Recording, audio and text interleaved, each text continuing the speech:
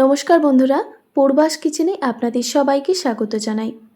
বন্ধুরা, আপনাদের বাড়িতেও কি সব রকম সবজি একটু একটু করে ফ্রিজের মধ্যে রয়ে গেছে? তো আর কোনো চিন্তা নেই, আপনারা সব রকম সবজি দিয়ে এই রেসিপিটি বানিয়ে নিতে পারেন হেলদিভাবে। এই রেসিপিটা বাচ্চা থেকে বড় সবাই কিন্তু খুবই পছন্দ করবে। তো প্রথমেই দেখুন আমি কি কি সবজি নিয়ে নিয়েছি, মানে এই সবজিগুলো আমাদের বাড়িতে একটু একটু করে রয়ে গেছে।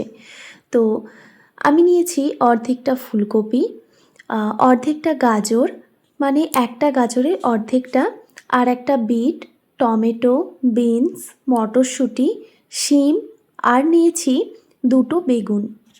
আর এই রেসিপিতে আমি একটা মিডিয়াম সাইজের আলুও ব্যবহার করব। বন্ধুরা, আপনাদের বাড়িতে যেই সবজিগুলো থাকবে আপনারা সেই সবজি দিয়েই এই রেসিপিটি বানিয়ে নিতে পারবেন।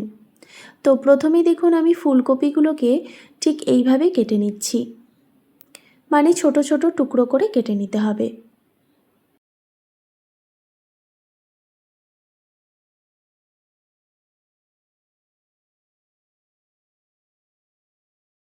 সবজিগুলো আমি কেটে নিয়ে তারপর এই জলের মধ্যে, পরিষ্কার জল নিয়েছিলাম, এই জলের মধ্যে আমি পরিষ্কার করে ধুয়ে তারপর একটি পাত্রে রেখে দেব।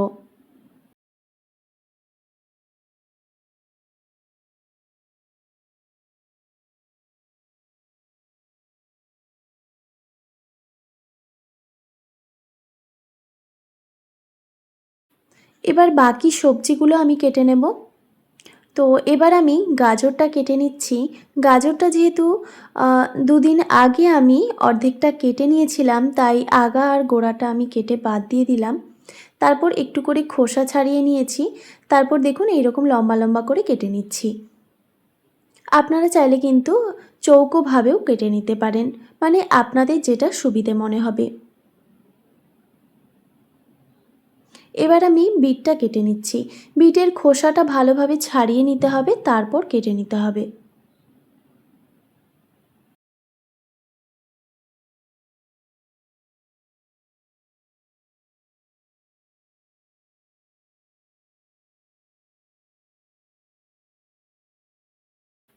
বিট কিন্তু সেদ্ধ হতে অনেকটাই সময় লাগে, তাই আপনারা চেষ্টা করবেন বিটগুলোকে ছোট ছোট টুকরো করে কেটে নেওয়ার। আমি একটু বড় সাইজেই কেটেছি, তবে আপনারা চাইলে কিন্তু ছোট ছোট টুকরো করে কেটে নিতে পারেন। এবার বিট গাজরগুলো আমি একসঙ্গে কেটে নিয়েছি। তারপর দেখুন পরিষ্কার করে ধুয়ে আবারও এই পাত্রে রেখে দিচ্ছি। এবার আমি এই জলটা ফেলে দিয়ে তারপর আবারও পরিষ্কার জল নিয়ে নিয়েছি দেখুন। এবার আমি বাকি সবজিগুলো কেটে নিচ্ছি। শিমের মধ্যে পোকা আছে কিনা সেটা ভালোভাবে দেখে নিয়ে তারপরেই কিন্তু কেটে নিতে হবে। শিম কাটার সময় শিমের মধ্যে দেখবেন দুই সাইডে সুতোর মতো অংশ থাকে, সেই অংশটা অবশ্যই কেটে বাদ দিয়ে দেবেন। কারণ দেখবেন রান্না করার সময় এই সুতোর মতো অংশ সেদ্ধ হতে চায় না। তো এই শিমগুলো যেহেতু খুবই নরম ছিল, তাই আমি এইভাবে কেটে নিচ্ছি। তো শিমগুলো কেটে নিয়েছি, এবার আমি বিনসটাও কেটে নিচ্ছি। বিনসগুলোকে আমি ঠিক এইভাবে কেটে নিচ্ছি। আপনারা চাইলে কিন্তু এর থেকে ছোট কিংবা বড় সাইজেও কেটে নিতে পারেন। তো সব সবজিগুলো আমি কেটে পরিষ্কার করে ধুয়ে নিয়েছি। টমেটো, বেগুন, সব সবজিগুলোই কেটে নিয়েছি। এবার আমি মটরশুঁটিগুলো ছাড়িয়ে নিচ্ছি।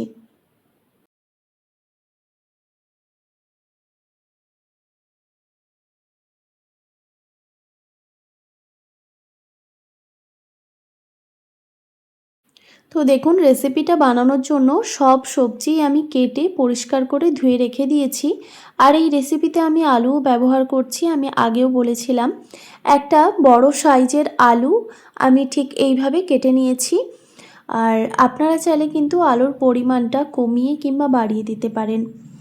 এবার এই রেসিপিটা বানানোর জন্য একটা মশলা ভেজে নেব, যেটা ভাজা মশলা এই রেসিপিতে আমার লাগবে। তো দেখুন এখানে আমি নিয়েছি গোটা ধনে, গোটা জিরে বা সাদা জিরে, এক টুকরো দারচিনি, দুটো ছোট এলাচ, আর দুটো লবঙ্গ, আর দুটো শুকনো লঙ্কা। এগুলোকে শুকনো কাঠখোলায় আমি প্রথমে ভেজে নিলাম। এবার এটি একটু ঠান্ডা করে তারপর আমি গুঁড়ো করব। এবার ওই কড়াইতে আমি দিয়ে দিলাম পরিমাণ মতো সর্ষের তেল। এবার তেলটা গরম হয়ে গেলেই আমি এখানে বেশ কয়েকটা বিউলির ডালের বড়ি নিয়েছি। এবার বড়িগুলোকে আমি ভেজে তুলে রাখবো। তো বন্ধুরা, এখানে বলে রাখি, আমি এখানে বিউলির ডালের বড়ি নিয়েছি। আর আপনারা চাইলে কিন্তু এখানে বিউলির ডালের পরিবর্তে, মানে এই বড়ির পরিবর্তে আপনারা মুসুরের ডাল কিংবা খেসারির ডালের বড়িও ব্যবহার করতে পারেন। তো বড়িগুলো আমি বেশি ভাজিনি, আপনারা দেখে বুঝতে পারছেন। তো বড়িগুলো ভাজা হয়ে যাওয়ার পর আমি তুলে রেখেছি। তারপর ওই কড়াইতে আবারও কিছুটা পরিমাণে সর্ষের তেল অ্যাড করে এবার দিয়ে দিলাম 2টো শুকনো লঙ্কা ফোড়নে, আর দিয়ে দিচ্ছি 2 টিস্পুন পরিমাণে 5 ফোড়ন। এবার এই ফোড়নটাকে খুব ভালো মতো ভেজে নিতে হবে। এখন কিন্তু আমি গ্যাসের ফ্লেমটা একদম লোতে রেখেছি, না হলে কিন্তু ফোড়নটা পুড়ে যেতে পারে। তো ফোড়ন থেকে যখন একটা মিষ্টি গন্ধ বের হবে তখন শক্ত সবজিগুলো অ্যাড করব। প্রথমে দিয়ে দিলাম আলু, এরপর দিয়ে দিচ্ছি গাজর আর বিট। বরবটি না, এটা বিনস ছিল, বিনসটাও দিয়ে দিলাম। শিমগুলোও দিয়ে দিচ্ছি। শিমটা যেহেতু একটু নরম সবজি, তো এটা আমার একটু পরে দিলে মনে হয় ভালো হতো, কিন্তু আমি একসঙ্গে দিয়ে দিলাম। এরপর দেখুন এই সবজিগুলোকে খুব ভালোভাবে নাড়াচাড়া করে নিতে হবে। এখন আমি গ্যাসের ফ্লেমটা হাই করে দিয়েছি।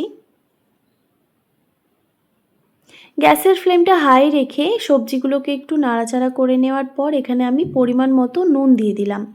নুন দেওয়ার পর আবারও ভালোভাবে নাড়াচাড়া করে নিয়ে এবার আমি গ্যাসের ফ্লেমটা মিডিয়ামে রেখে একটি ঢাকনা দিয়ে ঢেকে রেখে দেব বেশ 5 থেকে 6 মিনিটের জন্য, যাতে সবজিগুলো সুন্দরভাবে সেদ্ধ হয়ে যায়।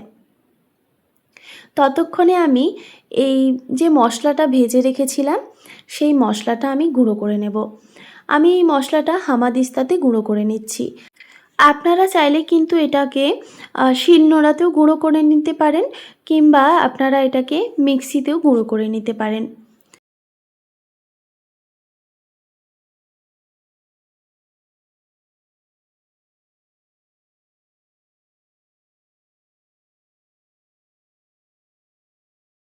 দেখুন বন্ধুরা, মশলাটা কিন্তু সুন্দরভাবে গুঁড়ো করা হয়ে গেছে। তো আমি এইরকম একটু দানা দানা রেখেছি, মানে খুব মিহি করে গুঁড়ো করে নিইনি। এবার এইদিকে আমি গ্যাসের ফ্লেমটা একদম লোতে রেখে, লো টু মিডিয়ামে রেখে এই সবজিগুলোকে একটি ঢাকনা দিয়ে ঢেকে রেখে দিয়েছিলাম প্রায় 5 থেকে 7 মিনিট মতো। 5 থেকে 7 মিনিট পর আমি ঢাকাটা সরিয়ে নিলাম। এবার আমি সবজিগুলোকে আবারও ভালোভাবে নাড়াচাড়া করে নেব। এবার সবজিগুলো ঠিক কতটা সেদ্ধ হয়েছে সেটা আমি চেক করে নেব। তো দেখতেই পাচ্ছেন বন্ধুরা, সবজিগুলো কিন্তু প্রায় 40% মতো সেদ্ধ হয়ে গেছে। এবার এখানে আমি বাকি সবজিগুলো অ্যাড করছি। দিয়ে দিলাম ফুলকপি, এরপর দিয়ে দিচ্ছি বেগুন, আর টমেটো দিয়ে দিচ্ছি এখন।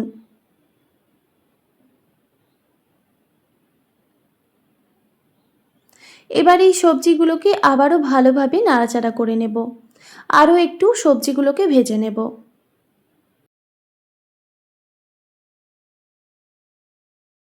ভালোভাবে নাড়াচাড়া করে নিয়েছি। আবারও একটি ঢাকনা দিয়ে ঢেকে রেখে দিচ্ছি প্রায় 5 থেকে 7 মিনিট মতো, গ্যাসের ফ্লেমটা মিডিয়ামে রেখে। গ্যাসের ফ্লেমটা মিডিয়ামে রেখে আমি 5 থেকে 7 মিনিট মতো ঢাকা দিয়ে রেখে দিয়েছিলাম। এবার আমি ঢাকাটা সরিয়ে নিলাম। তো সবজিগুলো কিন্তু অনেকটাই সেদ্ধ হয়ে এসেছে। তো এই সময় আমি দিয়ে দিচ্ছি মটরশুঁটি। মটরশুঁটিগুলো দেওয়ার পর আবারও ভালোভাবে নাড়াচাড়া করে নেব।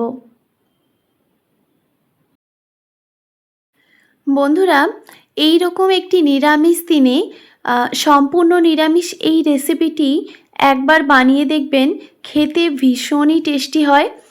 আপনারা কিন্তু আমিষ রেসিপি ছেড়ে এই রেসিপিটা চেয়ে চেয়ে খাবেন, এতটাই টেস্টি হয়। আর এই রেসিপিটা ভাত, রুটি, পরোটা সব কিছুর সঙ্গেই কিন্তু পরিবেশন করা যায়।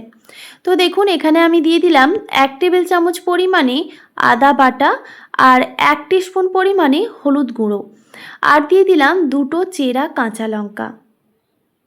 তারপর আবারও ভালোভাবে নাড়াচাড়া করে মিক্স করে নিতে হবে। আদা বাটাটা এই সময় দিয়ে দেবেন, দেখবেন আদাটা কিন্তু কাঁচা লাগবে না, মানে কাঁচা গন্ধ লাগবে না, এতে রান্নার টেস্ট আরও বেড়ে যাবে।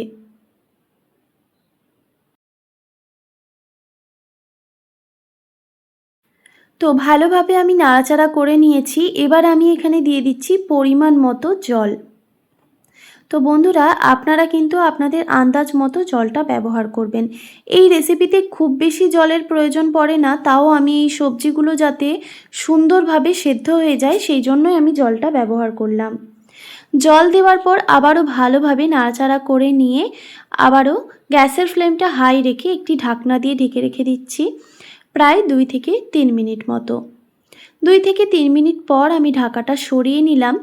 তো দেখতেই পাচ্ছেন যে জলটা কিন্তু ফুটে এসেছে।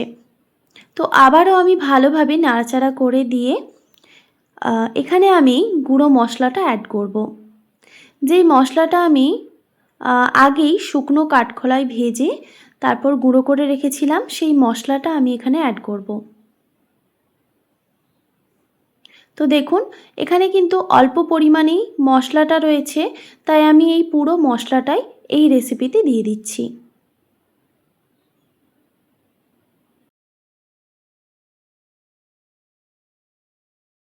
এরপর ভেজে রাখা বড়িগুলোও দিয়ে দিচ্ছি। মশলাটা দেওয়ার পর আবারও আমি ভালোভাবে নাড়াচাড়া করে নিচ্ছি। এখন কিন্তু গ্যাসের ফ্লেমটা হাই আছে।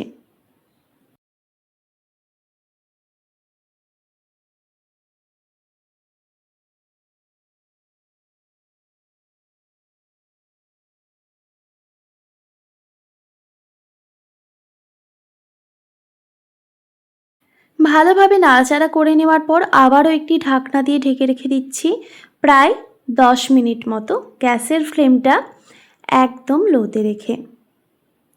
10 মিনিটের মাঝে কিন্তু আমি একবার ঢাকা সরিয়ে একটু নাড়াচাড়া করে দিয়েছিলাম। খেয়াল রাখতে হবে কড়াইতে যেমন লেগে না যায়। তো দেখুন, ঢাকাটা সরিয়ে আবারও একটু ভালোভাবে নাড়াচাড়া করে দিচ্ছি। তো সবজিগুলো দেখুন সুন্দরভাবে কিন্তু সেদ্ধ হয়ে গেছে।